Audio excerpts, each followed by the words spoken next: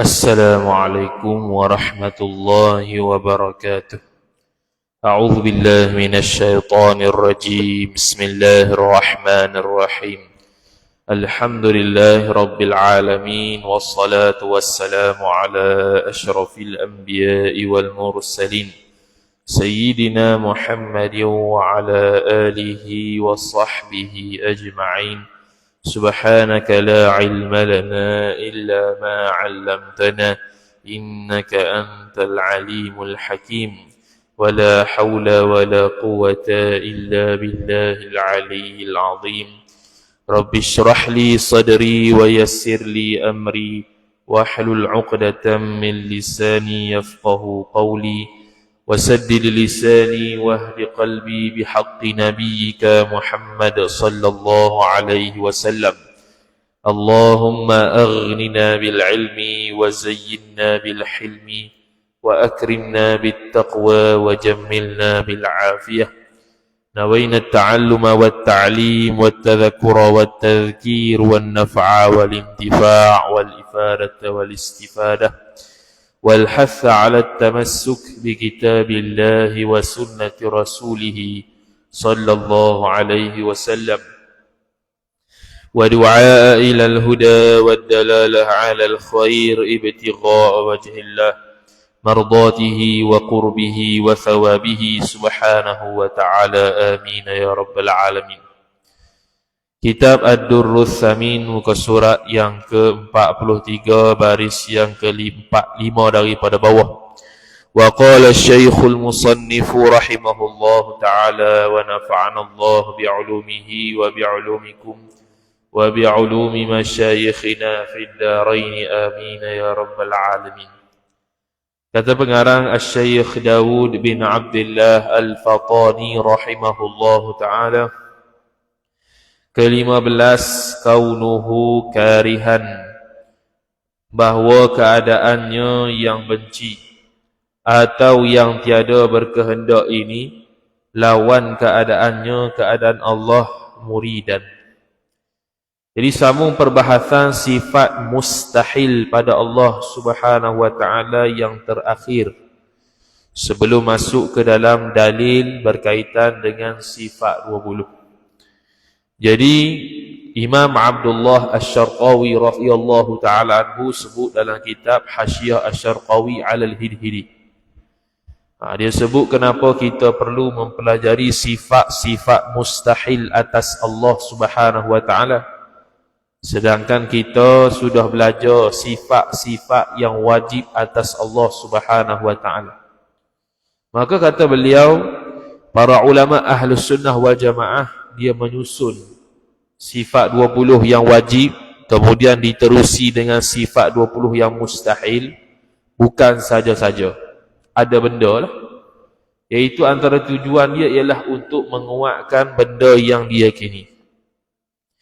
Kerana dalam tauhid ni tidak memadai dengan dia panggil apa? Tidak memadai dengan zan, dengan syak, apatah lagi waham dan jahil. Mesti 100% betul. Tidak boleh 99% betul, selebihnya tidak betul. Ataupun hanya percaya 97%, terdapat 3% yang tidak percaya. Hak tu jadi kafir. Itu isu i'tiqad, isu akidah. Jadi bila akidah ni perlu kepada yakin 100%, maka ulama sebut al-jahlu fi hadzal fanni khatarun azim. Jahil dalam ilmu akidah ni merupakan kesalahan yang cukup besar. Jahil dalam akidah. Jadi kita dah belajar sifat-sifat yang wajib, bukan bermakna kita masih jahil, tidak. Kita dah faham dah sifat-sifat 20 tu serta dalil dia. Tapi mari sifat mustahil ni untuk kuatkan lagi apa yang kita belajar. Tu. Jadi contohnya kalau kita kata saya ni seorang lelaki, bukan perempuan. Lain dengan kalau kita kata saya lelaki sahaja. Saya ni lelaki. Iyalah. Tapi kalau kita kata saya lelaki bukan perempuan, ini lebih kuat. Nisbah ya betul lelaki tu, dua-dua kenyataan tadi betul lah kau. Kita tak kata salah yang kata lelaki saja tu. Cuma bila dia kata saya lelaki bukan perempuan, itu lebih taukid, lebih kuat. Penisbahan kelelakian dia itu lebih kuat berbanding dengan nisbah keperempuanan dia, ataupun nisbah lelaki yang boleh jadi ke arah perempuan. Begitu juga sifat mustahil kita belajar untuk menguatkan keyakinan kita yang wajib atas mukallaf pada sifat-sifat Allah Subhanahu wa taala dan pada sifat-sifat kerasulan dan kenabian nabi-nabi dan rasul-rasul.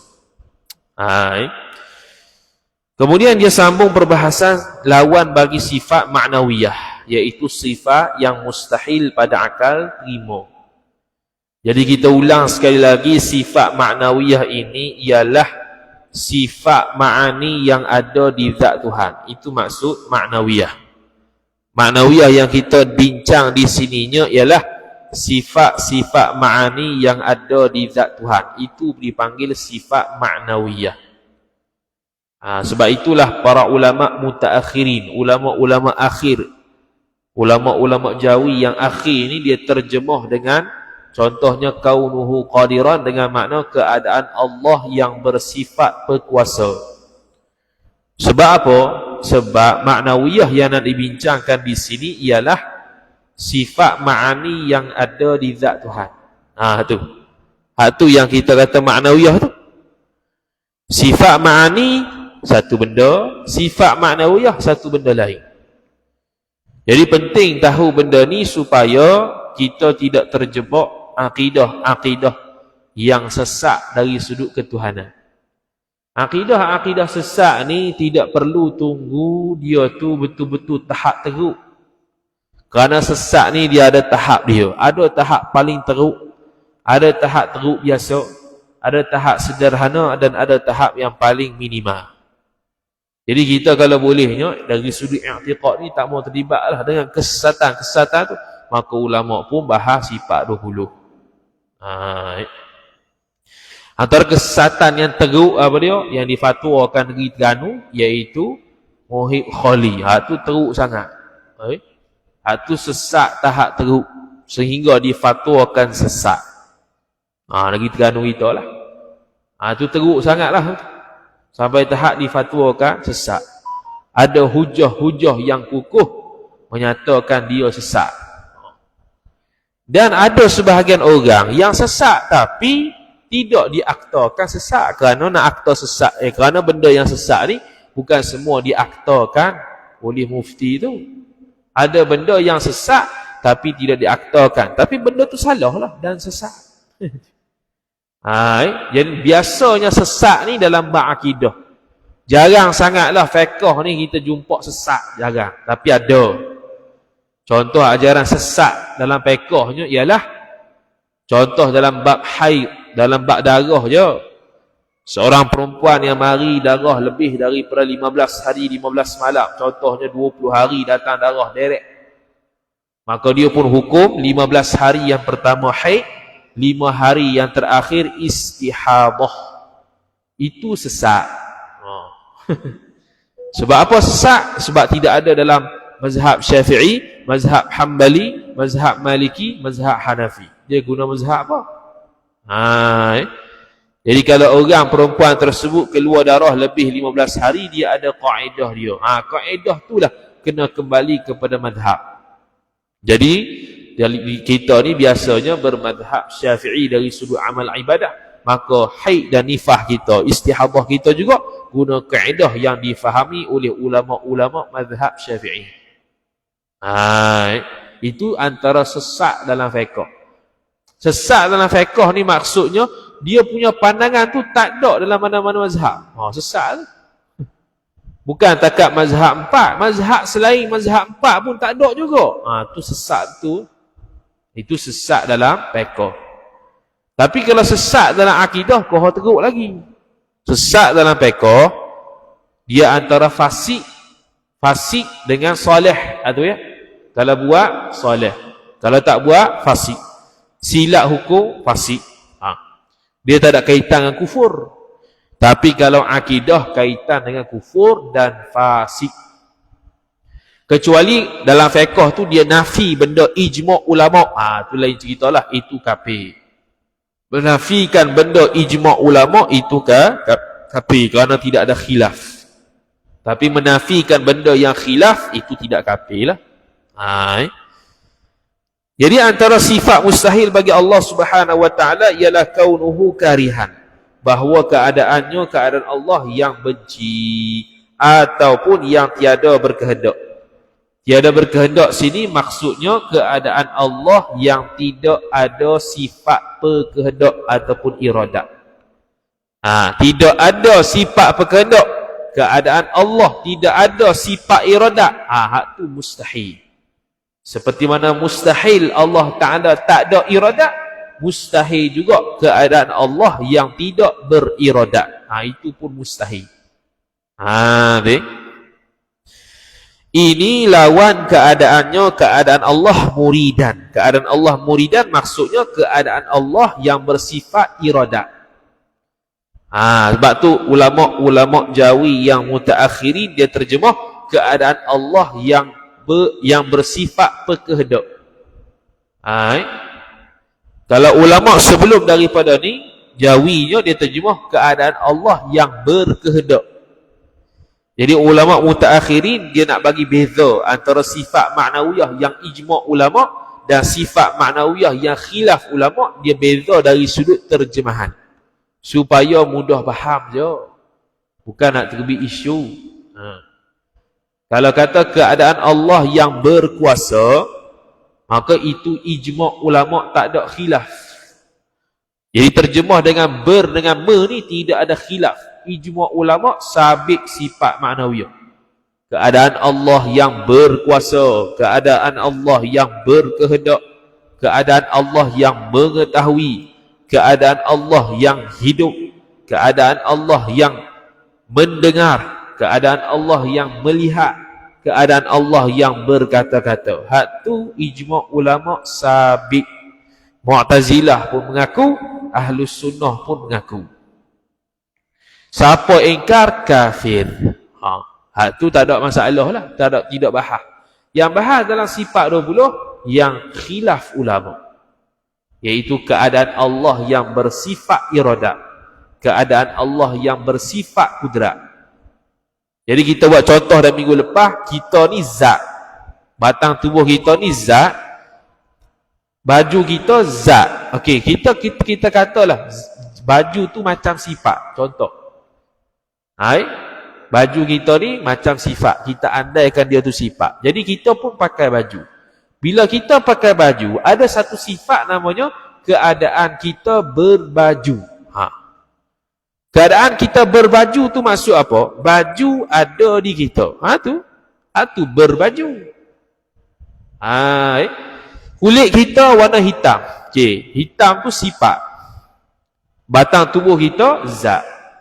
Sifat ma'ani kita hitam. Hitam tu sendiri sifat ma'ani.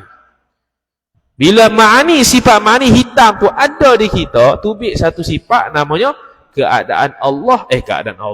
Keadaan kita yang hitam. Tu maknawiyah. Hitam tu sifat ma'ani kita. Bila hitam tu ada di kita, keadaan kita hitam tu, itu maknawiyah. Gitulah. Sama dengan sifat Tuhan. Kudrat lain, keadaan Allah yang bersifat kudrat lain. Sebab apa dia sabitkan maknawiyah? Kerana nak khabar kata sifat ma'ani itu betul-betul ada di zat Tuhan. Sebab takut orang faham, zat Allah Ta'ala ni satu benda yang ada. Sifat Allah Ta'ala ni satu benda ada yang lain. Takut orang faham pisah. Zat Allah lain, sifat Allah di lain. Takut faham pisah, maka mari maknawiyah nak khabar kata ma'ani di zat Tuhan, bukan bercerai tangga. Kemudian ke-15 kaunuhu karihan. Ke-16 kaunuhu jahilan, bahawa keadaannya keadaan Allah yang jahil. Ini lawan keadaannya keadaan Allah aliman. Yang wajib keadaan Allah yang bersifat ilmu. Sifat pengetahuan itu ma'ani. Keadaan Allah yang bersifat pengetahuan itu ma'nawiyah. Keadaan Allah yang mengetahui itu ma'nawiyah, ijma' ulama' tak ada khilaf.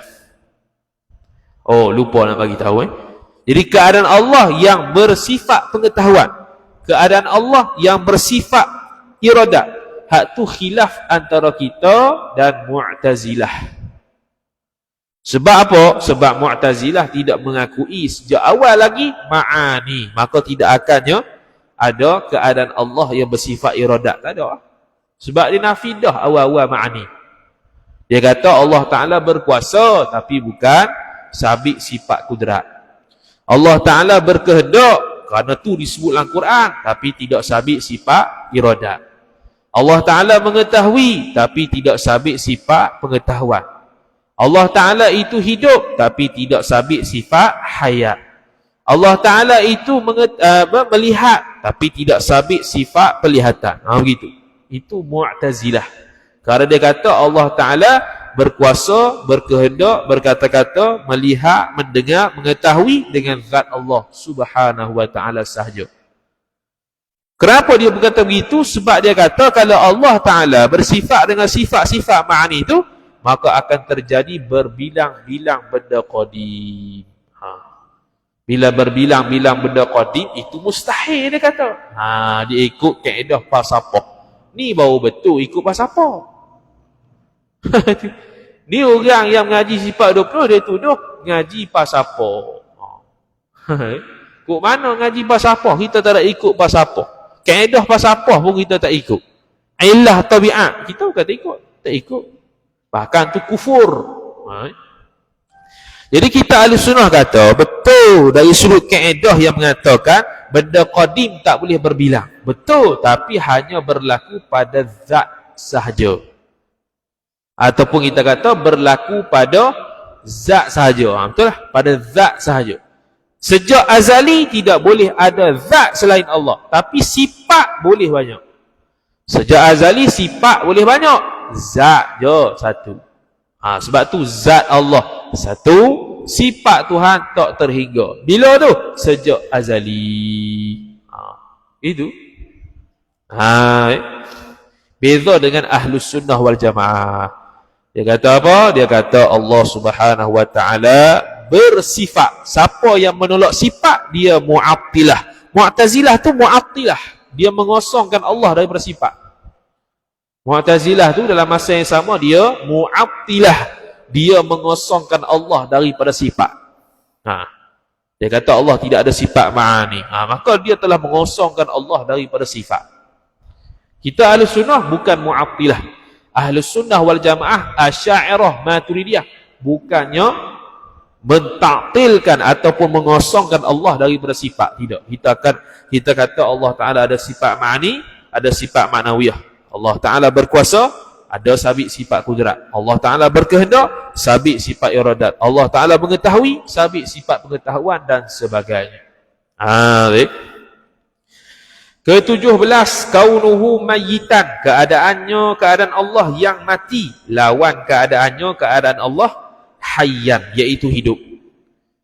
Keadaan Allah yang bersifat hidup ataupun keadaan Allah yang bersifat hayat, hak tu yang wajib pada Allah Subhanahu wa Ta'ala.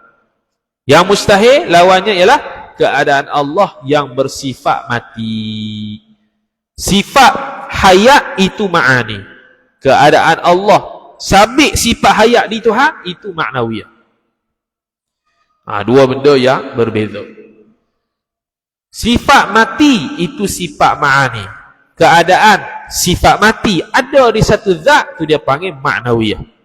Tapi itu mustahil atas Allah Subhanahu wa Ta'ala. Boleh terjadi pada kita sahaja. Kita ada sifat penghidup, sifat hayat, tapi Allah letak di roh. Maka kita pun akan tubik satu sifat lagi, namanya keadaan kita yang bersifat penghidup, yang bersifat hayat. Kemudian kata musannif rahimahullah, ke-18-nya kaunuhu asamma, keadaan Allah yang tuli. Ini lawan bagi keadaan Allah sami'an. Sifat ma'ani yang wajib i'tiqad, Allah Ta'ala bersifat sama', iaitu pendengar ataupun pendengaran. Keadaan Allah yang ada sifat pendengaran, itu dia panggil ma'nawiyah. Kaunuhu sami'. Ini dua benda yang berbeza, bukan dua benda yang sama. Jadi sama' Tuhan, pendengaran Allah, sifat ma'ani. Keadaan Allah yang bersifat pendengaran, itu ma'nawiyah. Ke-19-nya kaunuhu a'ma, keadaan Allah yang buta. Keadaan Allah yang buta itu sifat mustahil. Lawan keadaan Allah basiran. Sifat yang wajib bagi Allah sifat pelihat ataupun basar. Bila sabit sifat pelihat, Allah boleh lihat. Allah pun melihat benda-benda yang ada. Itu sifat ma'ani. Pelihat tu sifat ma'ani. Bila sabit sifat basar, pelihat, keadaan Allah yang bersifat basar, keadaan Allah yang bersifat pelihat, sabit juga di Allah Subhanahu wa ta'ala. Hak tu pun wajib juga. Wajib di sini maksudnya ialah mesti kita terima di akal dengan sabit dalil-dalil kata Allah Subhanahu wa ta'ala bersifat pendengaran, Allah Subhanahu wa ta'ala bersifat pelihat dan sebagainya. Ke-20-nya kaunuhu abkama, keadaan Allah yang bisu. Yang lawan, yang lawan tu keadaan Allah yang kelu. Ini lawan keadaan Allah mutakalliman. Mutakalliman maksudnya keadaan Allah yang bersifat dengan sifat perkata. Dalam syarah kubra sebut kaunuhu mutakalliman ay kaunuhu muttasifan bi sifatil kalam. Keadaan Allah Ta'ala yang bersifat dengan sifat perkata, sifat kalam itulah. Kalam yang ada di Allah Ta'ala. Kita sudah bahas panjang lebar, kalam Allah ada dua. Kalam nisbah sifat ma'ani, kalam nisbah Al-Quran. Kalam yang nisbah Al-Quran itu bukan sifat ma'ani sebab dia baharu. Bila kita baca Bismillahirrahmanirrahim, Alhamdulillahirrabbilalamin, baharu. Dia baru. Tapi sifat perkata, satu sifat yang ada dan ada di zat Tuhan, hak tu sifat kalam, sifat ma'ani. Macam kita tulis lah, kita tulis buku, perang cetak. Hak tu kalam kita tak? Kalam kita, tapi kalam kita yang berlafaz. Berlafaz melalui tulisan, bukan berlafaz melalui suara, sebab kita tulis. Tapi sifat perkata kita, sistem percakapan kita satu ya. Dengan satu sistem percakapan kita tu boleh cakap banyak benda. Allah Ta'ala ada satu sifat perkata, satu sifat kalam. Allah berkata-kata macam-macam benda. Berkata-kata benda hak wajib, benda hak sunat, benda hak makruh, benda hak harus, benda hak haram, benda mustahil, benda wajib pada akal, benda harus pada akal dan sebagainya. Itu kalam Allah yang bangsa lafaz, yang berlafaz, yang Quran kita duk baca tu. Itu kalamullah juga. Bukan kita kata bukan kalamullah, itu kalam Allah, tapi itu bukan sifat ma'ani. Jadi sifat ma'ani Allah, sifat perkata ataupun kalam, itu wajib mesti terima. Bila kita kata ada sifat kalam di zat Allah, maka tubik satu sifat lagi, kaunuhu mutakalliman, keadaan Allah yang bersifat dengan sifat perkata. Keadaan Allah yang ada sifat perkata tu kaunuhu mutakalliman. Keadaan Allah yang berkata-kata, hak tu ijma' ulama' tak ada khilaf, kerana ada dalil yang jelas. Wa kallamallahu Musa taklima. Allah Ta'ala cakap dengan Nabi Musa, cakap sungguh. Taklima tu maf'ul mutlaq. Maf'ul mutlaq orang mengaji kita mengaji kaedah nahwu, maf'ul mutlaq li taukidil fi'li. Maf'ul mutlaq untuk menguatkan perbuatan. Perbuatan di sini kallama, bercakap. Cakap sungguh. Bukan cakap ada takwil lain ke, tak ada. Cakap sungguh. Itu menunjukkan Allah Subhanahu wa taala ada sifat kalam. Seperti mana kalau kita tak kenal orang. Kita tak kenal orang tu. Dia sembang depan kita. Apa yang kita faham daripada sembang dia tu? Kita faham kata dia tidak bisu. Itu paling kurang lah. Dia tidak bisu. Dia ada sifat perkata. Tu. Sebab tu dia boleh cakap. Kalau dia tu orang cakap, dia duk uak tak boleh. Kita boleh faham kata dia tidak ada sifat perkata. Dia hanya ada bisu. Bisu tu sifat yang mustahil atas Allah. Tapi sifat yang boleh berlaku atas kita. Sebab kita bukan Tuhan, kita makhluk Allah Subhanahu wa taala. Habis. Kemudian kata musannif rahimahullah taala, inilah lawan sifat ma'nawiyah yang 7 pula. Maka dengan 7 lawan sifat ma'nawiyah, sempurnalah 20 yang mustahil. Sempurna, selesai. Boleh tutup kitab. Habis dah sifat 20. Cuma tidak bahas lagi dalil dia. Dan tidak bahas lagi kenabian dan kerasulan, nisbah kepada para nabi dan para rasul. Apakah sifat-sifat yang mesti wajib kita i'tiqad? Apakah sifat-sifat yang mustahil kita i'tiqad? Yang mustahil yang wajib kita i'tiqad? Sifat-sifat mustahil atas rasul yang wajib kita i'tiqad? Sifat-sifat yang harus pada rasul yang wajib kita i'tiqad. Itu belum lagi lah. Kemudian dia kata bagi Tuhan kita, dia kata maka dengan 20, dengan 7 sifat ma'nawiyah lawan ni, sempurnalah 20 yang mustahil bagi Tuhan kita Jalla wa Azza. Sempurna sifat yang mustahil. Kenapa kata gitu? Sempurna sifat mustahil nisbah perbahasan saja, bukan kata Allah ada sifat mustahil. Kena faham. Kita duk bahas sifat 20 nak bagi faham ke kita sifat 20 hak mustahil ni, bukan nak sabit ke Tuhan.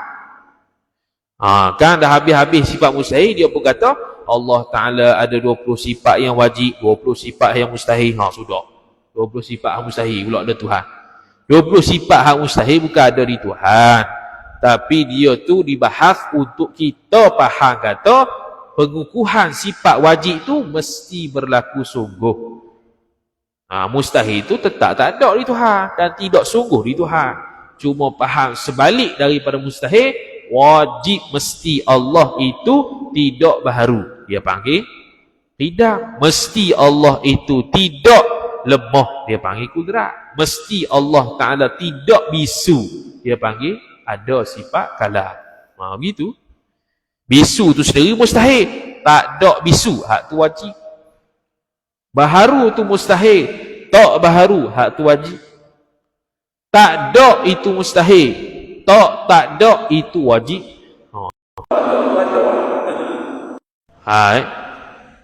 Sama dengan makhluk itu mustahil, tak sama dengan makhluk itu wajib.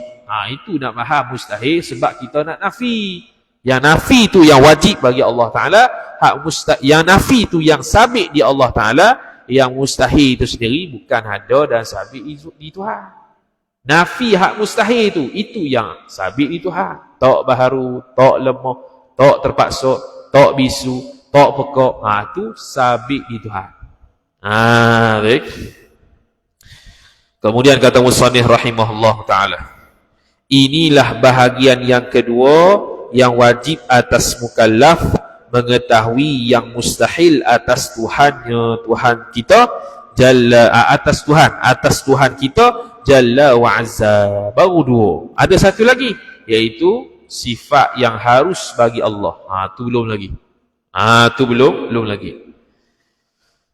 Lepas tu supaya kita tanzihkan. Tengok dia bagi tahu kenapa kita belajar sifat mustahil. Bahkan dia kata wajib pula kita belajar sifat mustahil ni. Sedangkan sifat mustahil tak ada di Tuhan dan tidak sungguh sabit di Tuhan. Dia kata supaya kita tanzihkan. Ni istilah. Tanzih ni dalam bahasa Melayu sucikan. Ya, dalam suci dalam bahasa Melayu ni bahasa yang kurang kosa kata tu kurang. Sebab dalam kitab Arab ataupun dalam Islam kita ni, bila kita kata tanzih itu suci. Bila kita kata taharah suci juga. Bila kita kata tazkiyah suci juga. Tiga-tiga tu makna suci belaka. Tapi ulama kita tidak menggunakan tiga-tiga istilah itu pada benda yang sama. Tazkiyah suci hati. Itu nisbah ilmu tasawuf. Taharah suci zahir. Itu nisbah hukum fiqh. Tanzih suci batin hati i'tiqad. Itu nisbah keyakinan akidah. Batu kita ni guna kalimah tanzih. Bukan bermakna tathhir, menyucikan zahir, bukan. Ataupun tazkiyah, menyucikan batin, bukan. Dia bukan nak bahas tasawuf, tapi nak mensucikan Allah Subhanahu wa taala. Nak sucikan apa Allah Taala? Nak sucikan sifat-sifat yang tidak layak bagi Allah. Sebab tu kita belajar sifat mustahil. Tu yang nak kata. Jadi kita belajar sifat mustahil untuk tahu kata Allah Subhanahu wa taala mustahil, yakni tidak berlaku. Keadaan Allah buta, keadaan Allah tuli, bersifat dengan tuli, bersifat dengan jahil dan sebagainya. Dan kita nafikan daripada Allah. Tujuan yang kedua mengaji sifat mustahil untuk kita nafikan daripada Allah barang yang tiada berpatutan bagi Tuhan. Barang ni kena pada sifat. Sifat-sifat yang tidak berpatutan. Tidak berpatutan ni makna tidak boleh ada di zat Allah dan tidak boleh sabit di zat Allah Subhanahu wa taala. Tak boleh ada di zat Allah Subhanahu wa taala. Antaranya apa dia? Kisih, bertempat, berarah. Hak tu semua makhluk. Kalau orang bawa mari dalil kitab, ini salaf yang sebut. Seolah-olah kita yang khalaf, yang belakang ni tidak ikut salaf. Kita kena tahu kata ulama khalaf membahaskan akidah hasil daripada warisan ulama salaf. Bukan lari daripada salaf. Dan bahkan bukan buat akidah baru. Contohnya kita kata pendiri ataupun pengasas akidah, pengasas ilmu akidah Abul Hasan Al-Ash'ari, Al-Imam Abul Hasan Al-Ash'ari dan Al-Imam Abu Mansur Al-Maturidi rahimahumullah ta'ala. Itu pengasas dari sudut bidang ilmu. Pengasas dari sudut perhimpunan ilmu-ilmu secara disiplin, secara sistematik, berbentuk buku, berbentuk kitab. Mereka lah yang awal-awal. Bukannya mereka pengasas, maksudnya mereka buat akidah baru. Itu benda yang kena tahu kau tu. Kan kata pengasah Abu Hasan, buat akidah, bukan buat akidah. Mana-mana ilmu fiqh kau, fiqh pengasah dia Imam Syafi'i. Dia buat mazhab baru ke mana? Bukan. Mana start daripada Imam Syafi'i itu penulisan fiqh secara disiplin setiap bab dia yang mula buat. Tu maksud dia. Perbahasan akidah secara disiplin, satu bab demi satu bab, beriman dengan Allah, beriman pada malaikat, beriman pada Rasul, seko-seko tu yang hasil daripada hadis Nabi sallallahu alaihi wasallam dibahaskan secara disiplin ilmu yang sistematik. Tu dia panggil wadih, orang yang pengasas ilmu tersebut. Bukannya pengasas ni buat reka baru, bukan. Jadi Imam Abu Hasan Asy'ari, Imam Abu Mansur Al-Maturidi merupakan pengasas dari sudut disiplin ilmu akidah yang ambil daripada salaf, yang ambil daripada Nabi sallallahu alaihi wasallam dan para sahabat dan tabi'in. Jadi kalau ada orang kata ikut salaf, betul ikut salaf, tapi dia terlupa salaf yang disuruh ikut tu as-salafus salih. Salaf dia qaid dengan sifat salaf yang salih. Kerana ada di sana as-salafut talih. Salah yang tidak baik. Salah juga hidup 100 tahun. hidup 80 hijrah, 180 hijrah. Yang talih, yang tak kena, yang jahat ataupun yang tak betul ni, contoh dari sudut akidah, dia hidup zaman salah tapi bertentangan dengan akidah Nabi sallallahu alaihi wasallam, bertentangan dengan akidah sahabat, bertentangan dengan akidah ulama-ulama dulu yang ambil daripada sahabat, daripada Nabi sallallahu alaihi wasallam. Itu tak betul, itu salafut talih. Jadi orang yang mendakwa bahawasanya kita kena ambil pada salah, betul dah, tapi as-salafus salih. Salah yang salih, salih al-aqidah. Itu dari sudut bahas akidah lah. Sekarang kita bincang akidah, salih dari sudut akidah. Mana akidah tu bertepatan dengan Nabi, bertepatan dengan sahabat, bertepatan dengan para ulama jumhur ahli sunnah wal jamaah. Itu yang patut diikut. Sebab tu ulama-ulama yang akhir-akhir ni, dia buat kita akidah untuk berikan dan hidang kepada kita mana akidah yang betul, mana akidah yang salah. Kita tak boleh kata kalau dia asal hidup zaman salah, betul belaka. Tak betul lah. Sebab Mujassimah pun ada salah.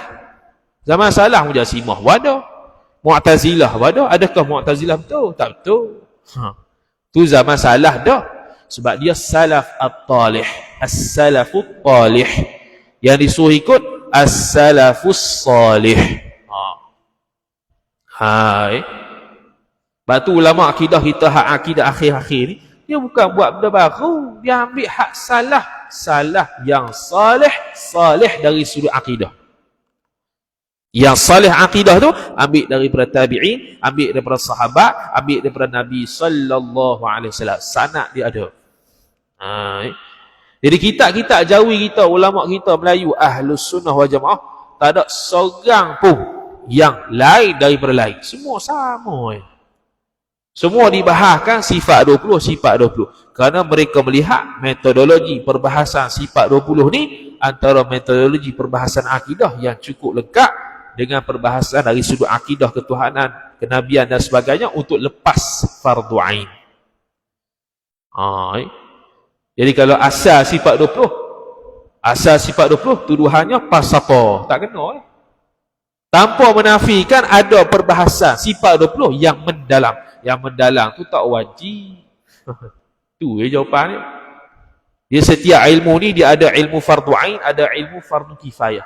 Ilmu fiqh bukan semua fardu ain. Kalau seorang perempuan tidak pernah keluar darah haid, dia tak wajib belajar bab haid. Seorang perempuan yang tidak pernah berkahwin, dia tak wajib belajar fiqh munakahat. Seorang lelaki yang tidak mahu berpoligami, maka dia tak wajib mengaji ilmu poligami. Syekh Ibn Hajar Al-Haytami rahimahullah sebut dalam kitab Al-Manhajul Qawim, seorang lelaki yang nak poligami, sebelum poligami wajib belajar bab poligami supaya tidak berlaku kezaliman ke atas isteri. Jadi akidah benda yang fardu ain ke fardu kifayah, tak dapat lari lah. Akidah ni start bangun tidur sampai tidur semula fardu ain, tapi qada fardu ain. Ada dah akidah yang qada fardu kifayah? Ada. Perbahasan yang mendalam dalam akidah. Hak tu tak wajib atas orang-orang awam. Ilmu fiqh ada yang tahap dia fardu kifayah. Yang fardu ain, bukan semua akidah fardu ain. Dia kalau tak mau pergi haji, dia tak wajib belajar bab haji. Pas sudah tak mau pergi haji, pas sudahlah tak payah belajar. Sebab tak ada kaitan dengan fardu ain. Dia bila fardu ain ni ialah benda yang berkaitan dengan halal dan haram yang dia akan sertai ataupun yang dia akan masuk ke arah daerah halal dan haram, maka dia wajib tahu benda tersebut supaya tidak terjatuh ke arah haram dan supaya dia buat dengan benda betul. Akidah tak boleh lari. Akidah bukannya boleh pilih, saya nak i'tikad hari ni, bukan. Akidah benda yang tiap-tiap hari umat Islam seluruh dunia akan hadapi tanpa khilaf, tanpa ada halangan, kecuali ada halangan lah. Contoh gila. Gila tu memang tak boleh buat apa dah, bukan mukallaf. Gila tu bukan mukallaf kalau sejak awal lah, sebelum balik lagi dia tidak siuman, dia gila, sudah mati, gila lah ke, tak apa tu. Tapi kalau dia waktu balik dia masih siuman, dia gila tu pada pertengahan abad, contoh hari ke 40 tahun ke 50 tahun baru gila, jadi dia akan dihisap waktu yang tidak gila. Kata Imam Baijuri rahimahullah ta'ala, kalau dia balik sekarang, seminggu lagi dia gila sampai mati, maka dia akan hisap seminggu tu. Seminggu tu dia tak gila. Tu. Dia akan dihisapkan oleh Allah Subhanahu wa ta'ala yang seminggu yang dia tak gila tu. Habis kemudian kata musannif rahimahullah ta'ala, ta'ala Allah ta'ala an dhalika 'uluwan kabira. Terjemahan dia, maha tinggi Allah Ta'ala daripada demikian itu, demikian sifat-sifat yang tak layak dan tak patut bagi Allah. 'Uluwan kabira, maha tinggi yang maha besar. Besar sini, tinggi sini, darjat nisbah kedudukan Allah Subhanahu wa Ta'ala, bukan tempat. Bukan maksud tempat. Macam perkataan ni lah, Allahu ba'in an khalqih. Bukan maksud Allah terpisah daripada makhluk. Oh, nampak macam ada tempat pula Allah atas, dia bawah. Bukan. Ba'in an khalqih maksudnya Allah Subhanahu wa ta'ala tak sama-sama sekali dengan makhluk. Tu ba'in an khalqih, bukan dari sudut beza jauh dekat makhluk dengan Allah, bukan. Pisah dengan Allah, pisah dengan arah, bukan. Itu nak menunjukkan Allah Ta'ala tak serupa dengan makhluk. Itu sahaja. Kemudian dia pun bawa marilah kata-kata Imam Ibrahim Al-Laqani rahimahullahu ta'ala dalam kitab Jawharatut Tauhid. Jawharatut Tauhid salah satu matan dalam akidah yang ada syarahan kitab Jawi, namanya Syarah Jawharatut Tauhid. Agak tebal jugalah. Cuma tak tahu pengarang dia siapa. Yang adanya Syarah Jawharatut Tauhid. Kalau pergi kedai kitab tu adalah warna biru. Dia tak ada pengarang, tak tahu siapa pengarang dia. Disembunyikan. Tapi biasanya ulama Melayu kita mensyarahkan kitab Ummul Barahin. Kalau Jawharatut Tauhid ni jarang sikitlah. Wallahu subhanahu wa ta'ala a'lam. A'udzu billahi minasyaitonir rajim. Bismillahirrahmanirrahim. Alhamdulillahi rabbil alamin, wassalatu wassalamu ala asyrafil anbiya'i wal mursalin sayyidina Muhammadin wa ala alihi wa sahbihi ajma'in. Allahumma zidna ilma warzuqna fahma. Allahumma zidna ilma warzuqna fahma. Allahumma zidna ilma warzuqna fahma. Wa sallallahu ala sayyidina Muhammad wa ala alihi wa sahbihi wa baraka wa sallam. Walhamdulillahi rabbil alamin. Wassalamu alaikum warahmatullahi wabarakatuh.